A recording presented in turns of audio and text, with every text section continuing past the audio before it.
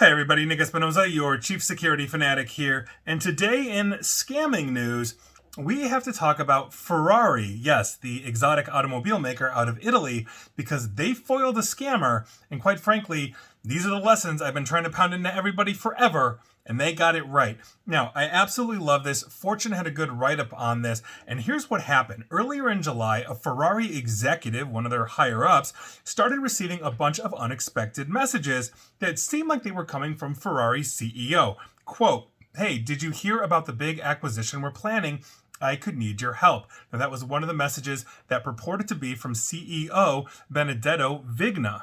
Now, this is what the executive was getting. And so these WhatsApp messages that were seen by the publication Bloomberg didn't come from Vigna's usual business mobile number. The profile picture on that WhatsApp app was also different, but it did have a picture of him, Vigna, posing in a suit and tie in front of Ferrari's prancing horse logo, probably one of the most iconic logos in history. Quote, "Be ready to sign the non-disclosure agreement. Our lawyer is set to send you ASAP. Italy's market regulator and Milan Stock Exchange have been already informed. Stay ready and please utmost discretion."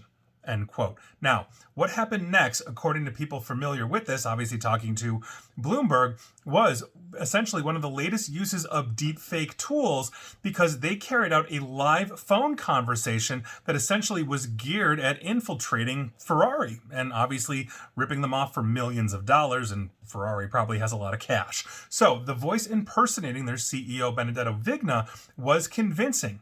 According to sources, it basically was a spot-on imitation of a Southern Italian accent, which I'm assuming Vigna has. Now, the Vigna deepfaker on the phone began explaining that he was calling from a different mobile number because he needed to discuss something confidential.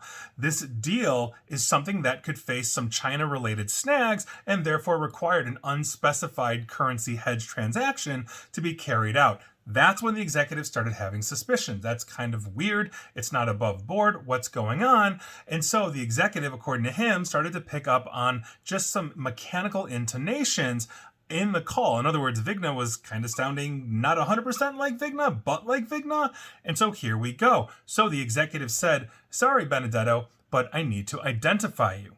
Now, what he did was essentially pose a question to the scammer. And the question simply was, what was the title of the book that Vigna had just recommended to him a few days earlier? Now, for the record, that was the book Decalogue of Complexity, Acting, Learning, and Adapting in the Incessant Becoming of the World by Alberto Felice de Toni.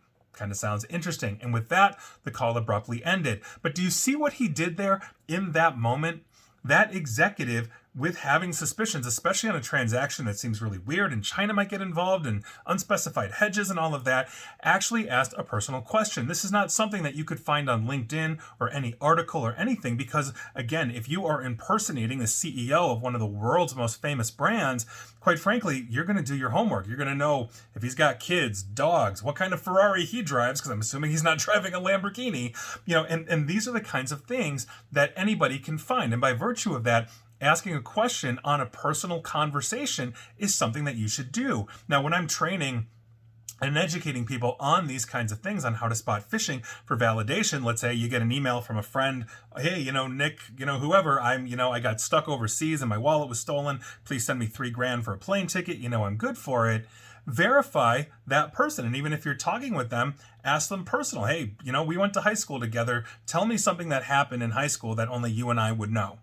Something like that. College, what is that? Like, those kinds of things. Those things are not readily found. And if I'm doing an interview and people are asking me about, "Oh, your family makeup or this or that or this or whatever," if that kind of information gets out, then it's not good to validate who I am, because then anybody could read, "Oh, I've got 2 kids, 10 kids, I'm gay," whatever it is, right? And so understand that as you have personal relations and interactions with vendors, suppliers, all those different kinds of things, if you've sent emails back and forth, anything that you've sent an email about, little Johnny's soccer game or Fluffy's vet visit no longer becomes relevant to basically validating you. It's talking about something that is personal. And if you're an executive and you're talking to the CEO and the CEO recommends a book, one, you're reading the damn book, but two, it's the perfect thing because, quite frankly, odds are that's not going to be an email. That's just a passing conversation two executives are having. So think about it in that way. But good job, Ferrari. I'm a big fan of you guys doing this, and quite frankly, your cars are beautiful too. So make sure that as you are seeing these kinds of scams, one, understand these are moving to deep fake, and two, get personal information from direct conversations that nobody could read about or understand. And if I'm reading on the Ferrari CEO, I promise you I can find a ton of stuff, but I would never find that. And so that is your news of the day. Well done. And please like, share, follow me here on Facebook and Twitter at NickAESP. And please feel free to subscribe to me at YouTube as well. And as always, stay safe, stay online, and please attempt to stay private. Thanks, everybody.